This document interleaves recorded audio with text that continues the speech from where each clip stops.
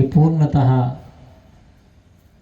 बरे होतात. आपण पूर्ण दीर्घ आयुष्य आपल्याला लाभू शकतं. वाढत्या वयानुसार जसं आपल्याकडे या धावपळीच्या आणि धकाधकीच्या स्पर्धेच्या युगामध्ये काही आजार जे निर्माण होतात, तसं ताणतणाव, डिप्रेशन, वेदना, दुःख, मायग्रेनचा त्रास, डोकेदुखी, विसरभोळेपणा किंवा उच्च रक्तदाब, हाय BP, लो BP किंवा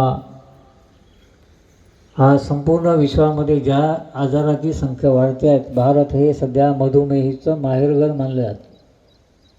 साखरेचं खाणार त्याला देव देणार ही म्हण होती, परंतु आता साखरेचं खाणार त्याला मधुमेह होणार.